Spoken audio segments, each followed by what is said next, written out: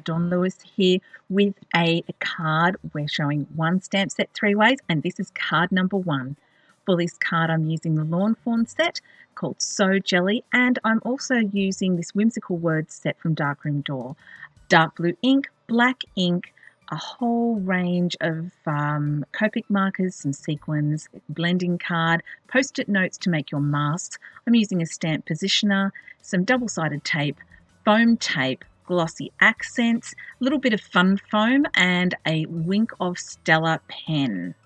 So I am going to first make the masks. You make sure you're stamping on the sticky end of a post-it note, something about the same size as your stamp. And for some of these, I have fussy cut them out exactly, but for others, I will just cut out the dome at the top because I don't always need the legs. When you're done with these, you can actually store them on the back of your little stamp set, and that way, if you want to mask future projects, you can. For the side of the card, I've just cut a strip of navy blue cardstock and used a little double-side tape to stick it down on the right-hand side. As always, when you stick something to a blank card, make sure that you're doing it the right way up by opening the card first and checking that you're putting it in the right place. I'm using a little blending card to stamp my entire front.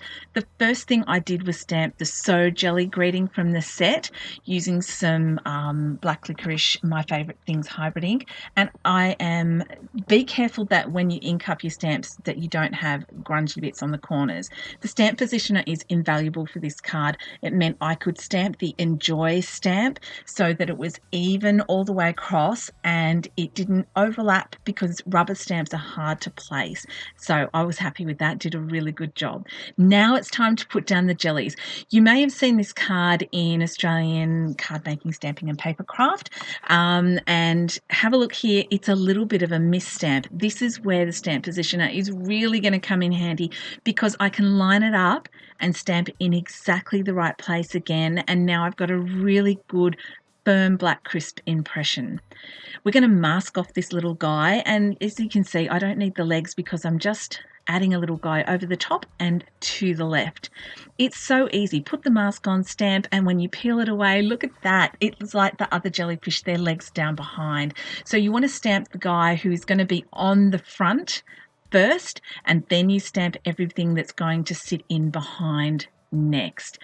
For this one, there we go, magic again. I just love the effect of this. It's really cool. Be careful about getting ink on your thumbs and then transferring it to your cardstock. I learned that the hard way. And here I've used 2 masks because that last little jelly kind of overlapped a little bit. And then we've got this lonely guy in the corner. I've stamped a couple extra, and here's my method for colouring. You can see the Copic colours there.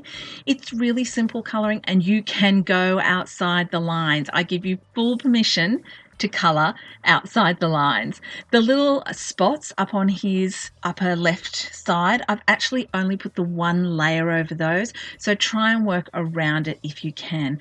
You don't have to use all of these colours. I have coloured successfully with just 3, but it is more effective when you've got those extra pale ones in between. Fussy cutting this little guy, I will admit, around those legs is very tricky. Cut the legs out first.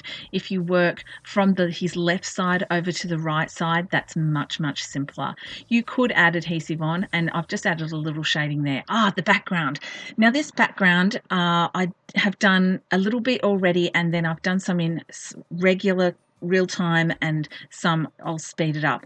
But I've started with a 0 Colours blender just to prime the cardstock, and I've got a B quadruple 0, and I'm pulling colour from the jellies out towards the edge, and you can see I'm only going over the area where I had the 0 colourless blender before. Now, this is such a subtle blue, but if I was to put it straight onto the cardstock, it kind of grabs on the edges. So just to beef it up a little bit, I'm using the B triple 0 and not pulling that colour quite out as far as I did with the quadruple 0. Then you can go back in, blend that out with the quadruple 0, softens off those triple 0 edges, and then of course if you find it's too harsh, you can go over it with the 0 colourless blender again. In between the legs there, you can just throw the colour straight in, but I will warn you, be very careful when you get down close to that Enjoy stamp. I stamped that with a Stampin' Up! ink pad, and that will run if you get the Copic markers on there. Go back, add a little bit of shadow in with that darkest colour, you'll be fine. Here I've got a black Copic marker and I've gone around the edges, added some foam tape, and I've added one to hang off the edge. The other is our bottom left, and that's just, yes, he's masked, but I also wanted to give it a little dimension. We're going to use the bubbles, and just to add 3 little groupings of bubbles, you can sort of rotate the stamp a little if you want to. See there, you can see the temple. Oh, my Wink of Stella. I only just got this on Jennifer Maguire's recommendation. I am in love with this thing. It just puts down the most luscious shimmer. I'm completely addicted. Look how it picks it up in the light. Now, I'm adding here the glossy accents to the bubbles to make them look a little bit bubblier. In hindsight, I should have added my fun foam dimension first, then the glossy accents later. You see, I have to be very careful there. And with this fun foam, you can just add strips. I'm going to use silver and white sequins and just add them here and there to enhance the bubble look. I've used some multi-matte medium, but you could use a Tombow mono adhesive to add that as well. Here is the finished card. I really hope you've enjoyed this tutorial. At the parts where I've sped it up, if you want to do this later, feel free to slow it down. I would like to say, keep your eyes peeled for the next one in this series. Thank you so much for watching and subscribing. I'll see you next time. Bye for now.